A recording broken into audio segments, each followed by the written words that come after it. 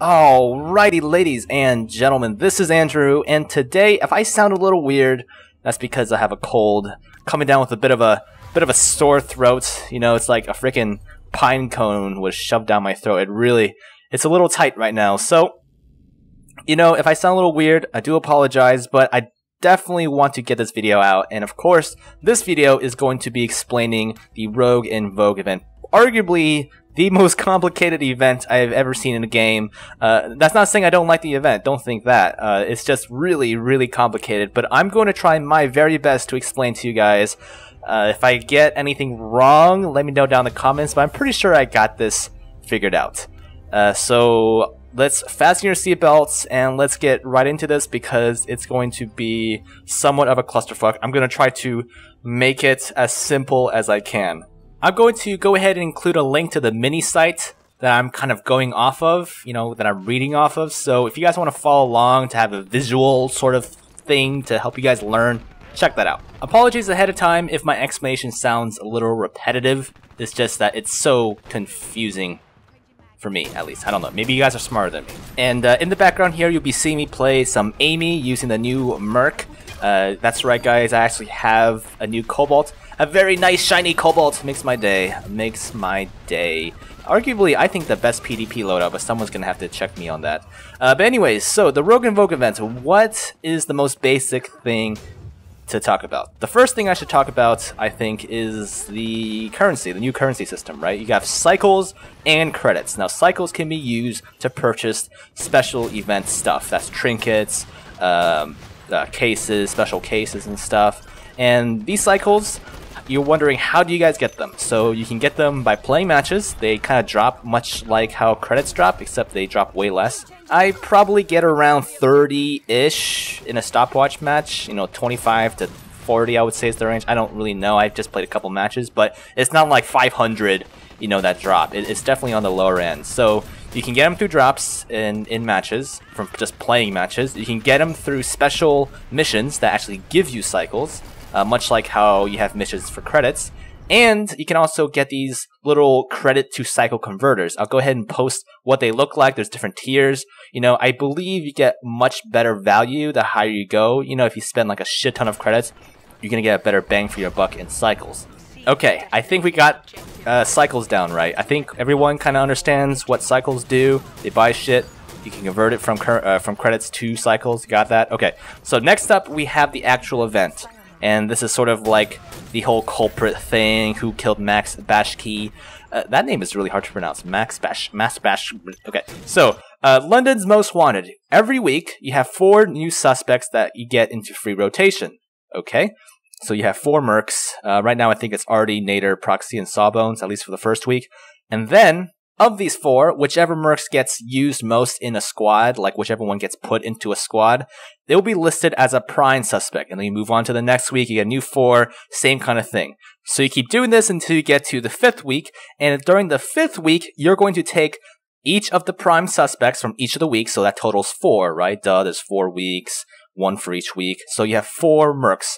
And each of these 4 mercs, whoever gets squatted in the most will become the culprit. Alright, does that make sense to everyone, right? So, yeah, it's a little complicated. Feel free to rewind back to just review that again. Okay, so now that we got that out of the way, we have the culprit by the end of the 5th week. That kind of starts to play into the rest of the event. So, with the culprit, you have the culprit case, right? The culprit case is one of the things you can buy on that PDA on the front screen that you can unlock with cycles. Now, this culprit case is going to unlock a loadout card, a special edition culprit loadout card with its own little skin for that merc. Whichever merc gets picked at the end of week 5 by the community, that is going to be the merc that gets the special culprit loadout card, right? Now there's another layer that's a little more confusing, is that there is a Vengeance Obsidian pack. Now what is this Vengeance Obsidian pack? Well, that's essentially a bundle where you can pay 15 bucks for Aimee and this special Obsidian culprit case. So you have the regular culprit case with its own special skin of the merc that gets released, you know, however long, 5 weeks down the line, and then you have an Obsidian version of that, and it's just a one-off Obsidian variant of the culprit card. So Right now we have two cases. We have two cases right now. We have the culprit standard, just the regular culprit that you get from the PA that you can buy with cycles, and you also have this special obsidian culprit that you can pay money for. That comes in a bundle. Okay, we got that. All right. So next up, we have the next kind of case, which is the suspect equipment case, and that is sort of like the variant that you would see in the Containment War and What the Dickens, where it's basically a regular equipment case with a percentage chance of getting a limited edition suspect loadout card. Now this is different from the culprit skin. It's gonna be a different skin from that. The suspect loadout cards, they're gonna look like these right here. I can show you guys on the screen. It's kind of like Shard and Fragment had a baby. It's got the blue highlights and the white whatever. Okay, so those are the suspect loadout cards. And these suspect equipment cases have a 1% chance of dropping these. I think that kind of makes sense, right, guys? It's pretty much the equivalent of what we got. Previous events they had at 0.3, but looks like they raised it up to 1%. Now, what's different about these cards is, yes, even though they are more expensive, if you kind of convert the credits into cycles and figure it all out, it is considerably more expensive than previous reiterations. However, you have less RNG to deal with, because these equipment cases will only have suspect skins for the current mercs in free rotation. So of the 4, for example, of the 4 of week 1, you have Nader, Artie, Proxy, Sawbones. So the first week, suspect equipment cases will only have a chance of dropping limited edition suspect loadout cards for one of the 4 mercs. Now, if you have your eye on another merc, you can wait till the next week, or week 3 or week 4, whenever that other merc comes out and it's going to be featured in the equipment case. Now remember, it is still a 1% chance. However, it's much better than the 0.3% that was in previous events, and you only have to contend with 4 mercs at a time. It doesn't increase the chances much higher, but it's something. It's something. The cool thing though is that week 5, you guys can have access to all 4 variants of the cases. So if all else fails, just save your cycles until week 5 and just splurge on whichever equipment case you want. That way you can kind of narrow it down to getting the card of the merc you want. At least somewhat. I don't know. It's still a 1% freaking chance. So now, just so you guys know, these 1% equipment cases, they do not drop like previous versions. You can only buy them with the 350 cycles. So yeah. Now, the better deal, in my opinion, is to use your cycles on working towards getting the event cases. Now, these event cases are pretty much similar to what previous event cases were in the past. They basically guarantee you a card with the special skin. So it's not a 1% chance, it's a 100% chance. However, these are much more rare than the regular equipment case. So you have the suspect equipment case, and then you have the suspect event case. Okay, you guys got that clear distinction. Suspect event case, 100% chance. Same kind of deal. It's going to be one of the 4 mercs in free rotation. And then you have the suspect equipment case. Only 1% chance to get the special card out of the 4 mercs per that week. Now, as I was saying earlier, I would probably dump my cycles into working and getting these suspect event cases. They drop randomly. We don't know the drop rates yet. However, I can say that if you use your drop booster, there's a drop booster which will increase the chances of getting a suspect event case. If you invest all of your cycles into those, if you stack up 10 of them, which is the max, you have the exact same chance of getting an event case as you do an equipment case. Now, the catch to this is if you stack 10 of them, they're pretty expensive. If you stack 10 of these boosters, right? If you stack 10 of these boosters, it will make the suspect event cases, the 100% cases, as common as a regular equipment case. So that sounds like a great deal. However, you have to look at the drawback. The drawback, and this is a very important drawback, at least at the time of making this video, they're doing this, is that once you get an event case and you're using a drop booster, all your drop boosters will disappear. So you can drop in 10, play for a few games, then get your case. All 10 of those are gone, right? Then you have to stack them up again. You can drop in 1.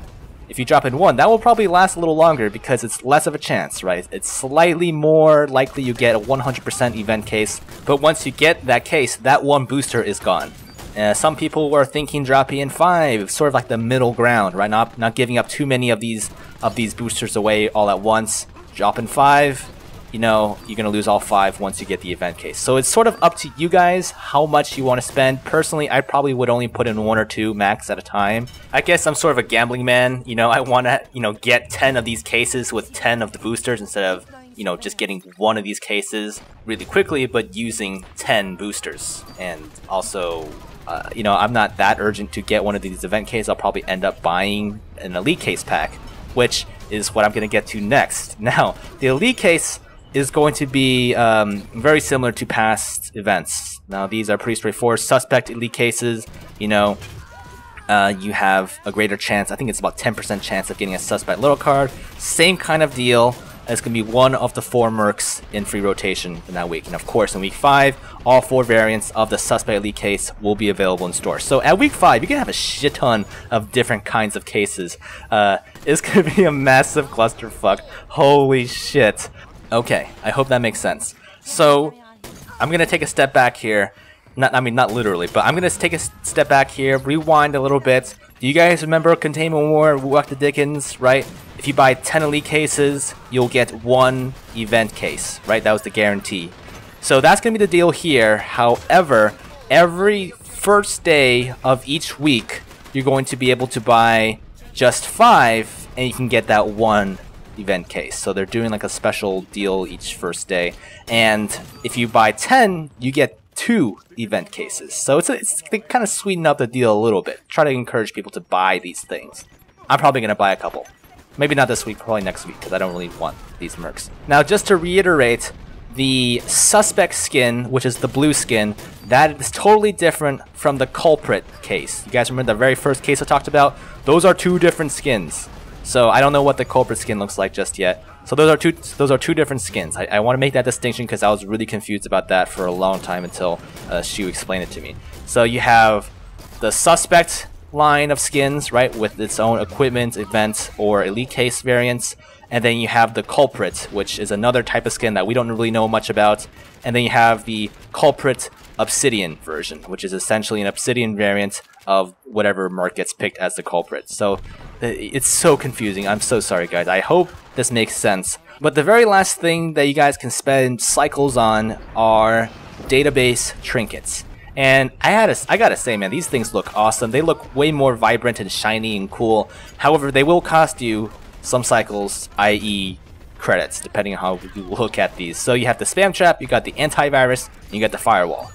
Pretty self-explanatory. It's sort of like a way to buy in-game stuff, right? You don't have to pay cash for these. These are just with in-game currency.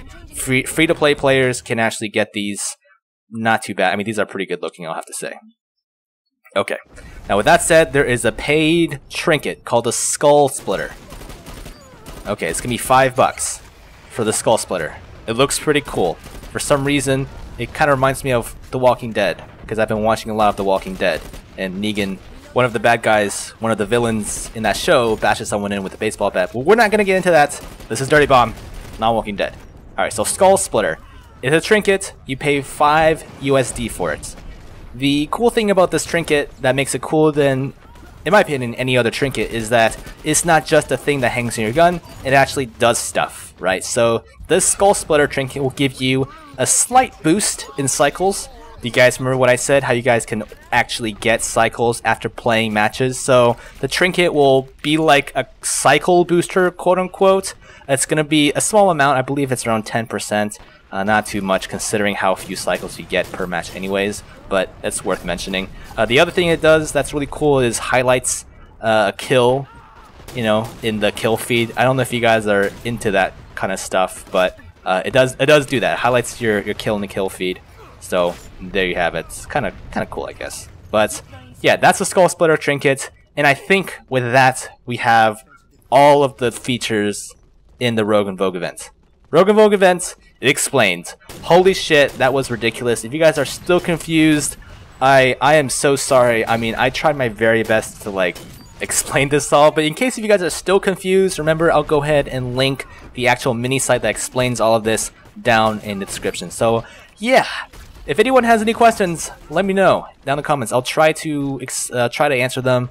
I mean, I probably can't answer every single one of your questions because I have a feeling that if everyone floods my comment section, it's gonna be pretty tough. So if anyone knows the answer to someone else's question, feel free to answer them for me. I will love you long time. It'll be great. Anyways, guys, that's just about it for today. And yeah, I'm gonna head out because I'm sick. All right, bye.